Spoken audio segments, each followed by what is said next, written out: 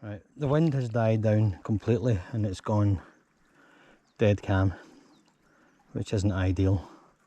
Almost as bad as the wind that was on the water yesterday. So I don't know, what should I do? Should I switch tactics?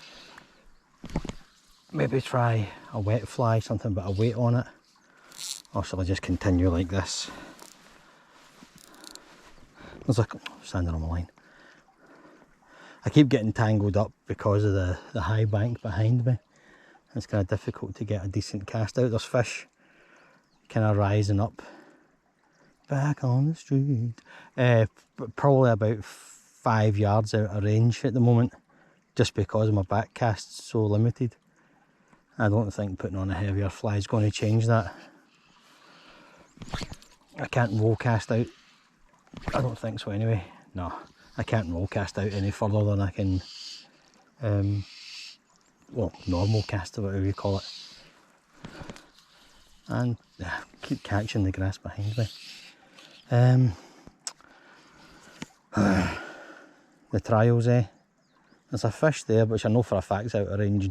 You know, if I had a flat piece of ground behind me, I could cast out to that no problem. It's only, what, 60 feet out? But at the moment it might as well be half a mile away. I'm going to move around again. I'll stop doing this, like, you know, stop, talk to the camera and not do anything and just keep on moving around. But I'm just trying to find somewhere I can cast out easily. I'm kind of half tempted to wade in a bit, you know, I'll have a change of clothes and everything. But I don't have a change of boots, so I probably won't do that. That would be stupid. I'm kind of half wishing I brought my waders with me, but the weight penalty was just too much. And I didn't know it was going to be like this. And, you know, so I'd probably only be able to wade out about 10 feet anyway before I hit the shelf. So yeah, that was a stupid idea.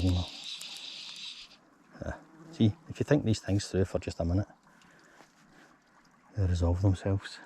Okay, I'm going to move around again. I'll stop doing this, I promise.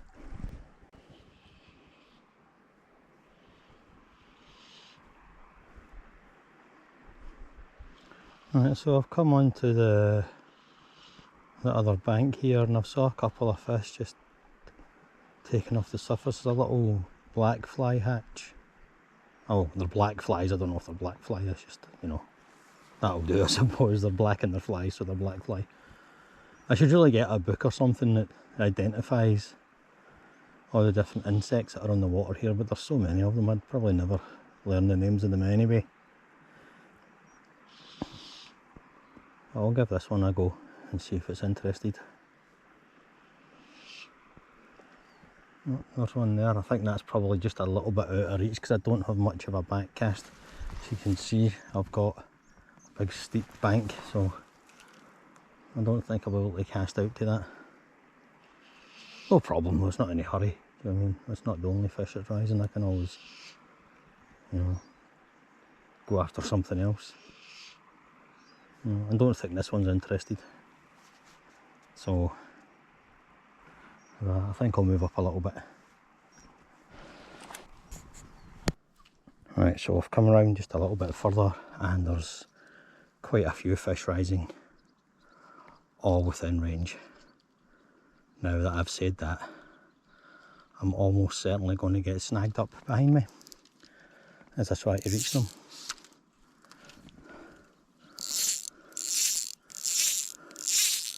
That one there looks nearest, so I'll go for that first, I think.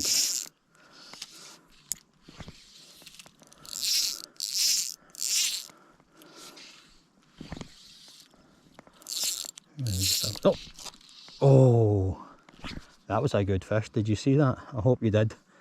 That was a good sized fish.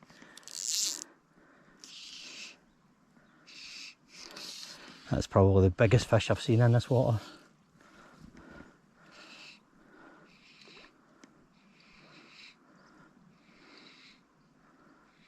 So it's interested at least. So I'll have another go.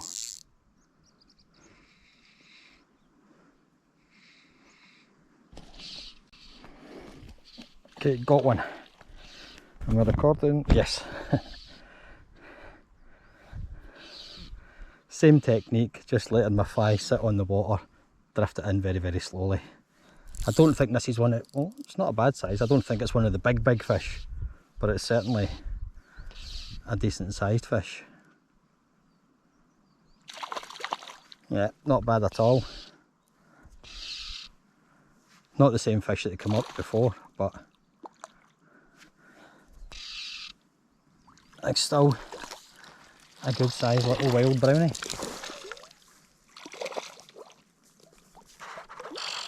Let's see if I can get this one in hand.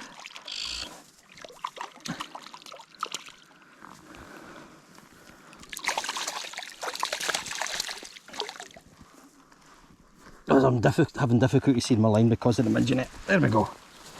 Get him up onto the bank. Let's have a look at him. So there you go. I'd say that's just under £1. Beautiful little Scottish brownie. Brilliant. That's the biggest fish I've caught out of here. So let's get him back in. So just again, walking back around. Saw a fish rising out in front of me. Gonna have a few casts. Now there's the Scottish water guys coming down. I'm camped, say just in front of their building, but I've left the gate accessible. I spoke to them yesterday and there's no problem there.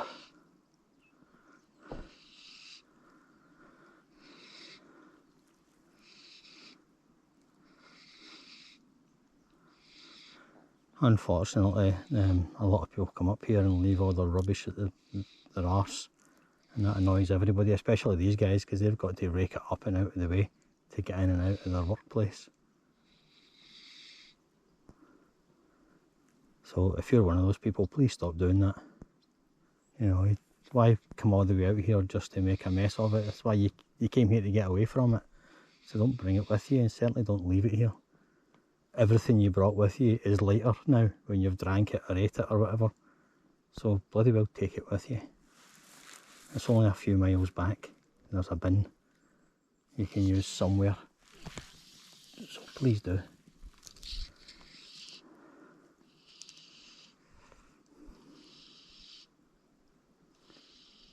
Here endeth today's sermon.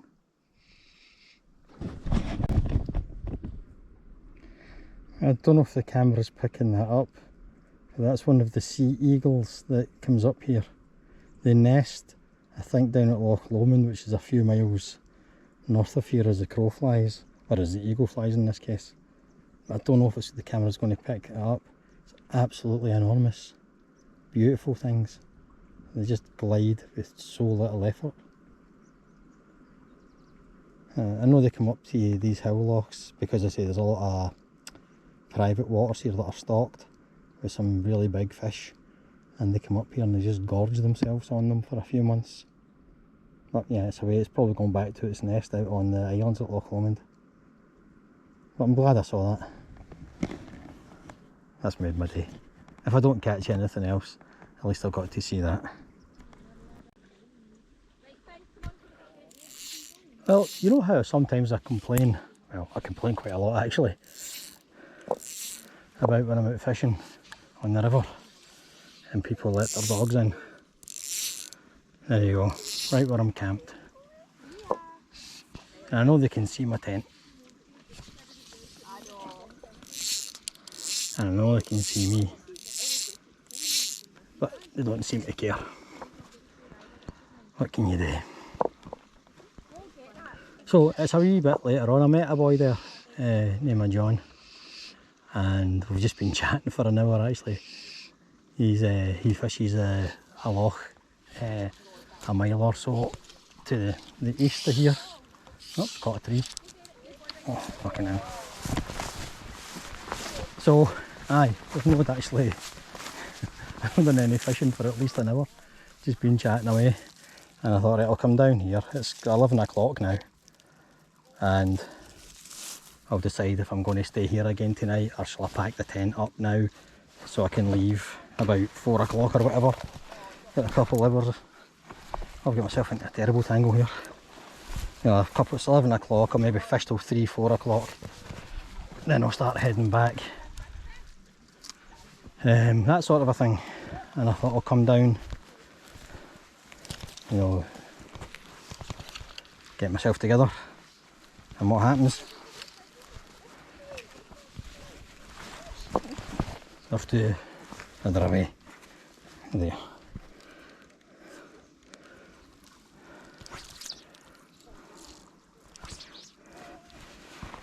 I got myself into all kinds of trouble there.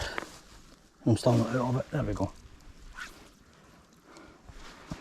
Again, hell, I come in the middle of bloody nowhere and I've still got to put up with dog walkers. Oh. Right.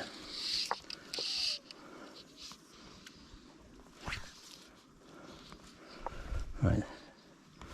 I think if I go over there and find one of those dogs that's pissed all over my tent, I'm going to be furious. So, I haven't caught anything since that last one, about £1 there.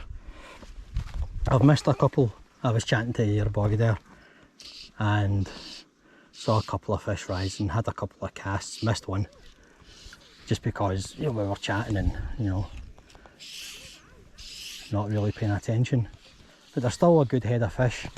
You know, there's a lot of fish rising still.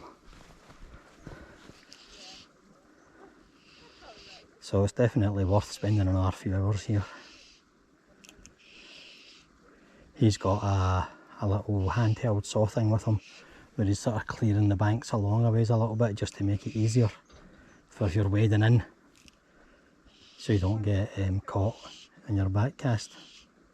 Which I think, you know, fair enough. I wouldn't do it, you know, it's a part of the experience, you know, is learning how to avoid these things. But if it makes it easier, because it is a big bit of a trek to get here, if you can make it a little easier and a little less snaggy, then fair enough. I'm not going to complain next time I come up when there's fewer bushes, that's for sure.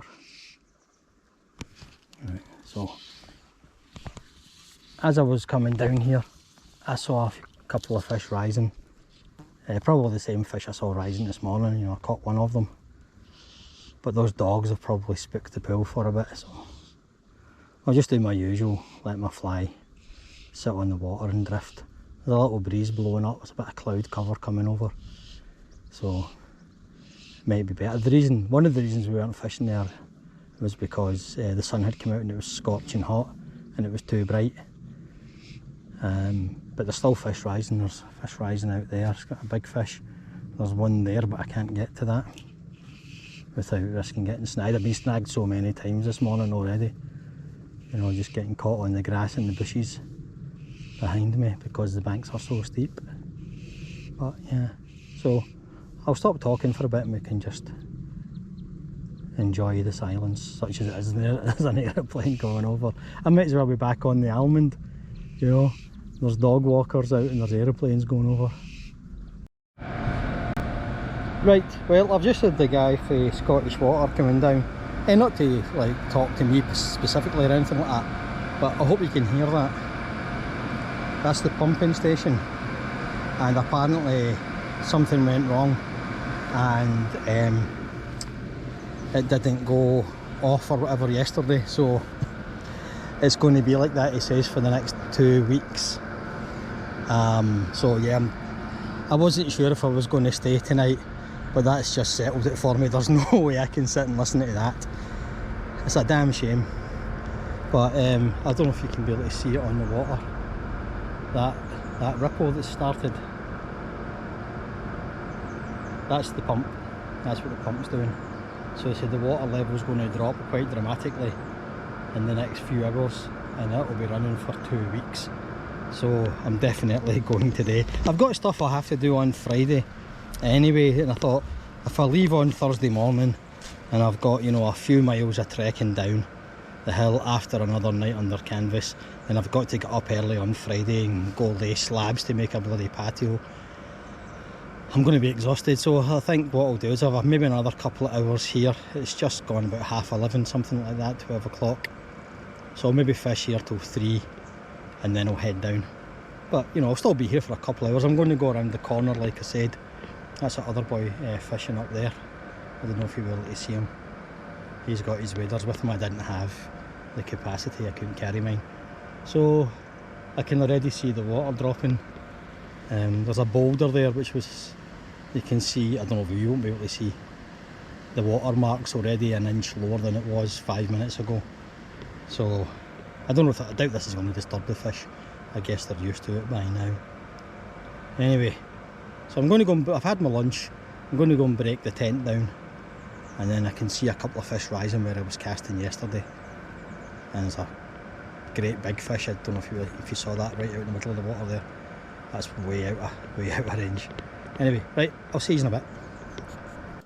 Right, so time's getting on a ways. It's kind of almost 2 o'clock now. The rise seems to have gone off. I haven't seen anything really for the last hour or so. Just saw a little bit one come out just in front of me here as I was coming past. So I'm going to have a couple of casts out here if I can untangle myself. There we go. Just a lot of reeds at my feet, my mainline get caught up. So I have a couple of casts out to this one. Walk back around to the little dam there. See if anything pops up. If not, I think I'm just going to have to call it a day and start heading back home. I think it's going to take me about 6-7 hours to get home, depending on trains and buses and all things. It's out of my control. So it's a shame I've had to cut this short. I had other plans, but as Mike Tyson once famously said, everybody's got a plan until they get punched in the face.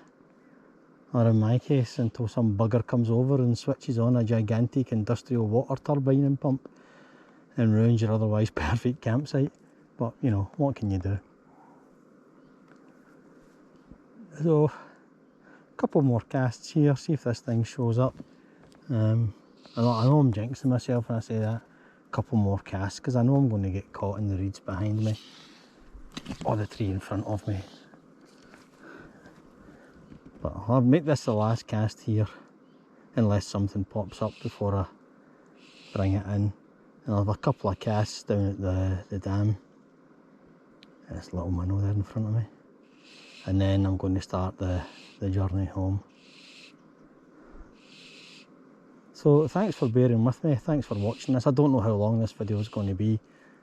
Most of it's just me chatting away and, you know, not really doing much of anything. I've had 4 fish.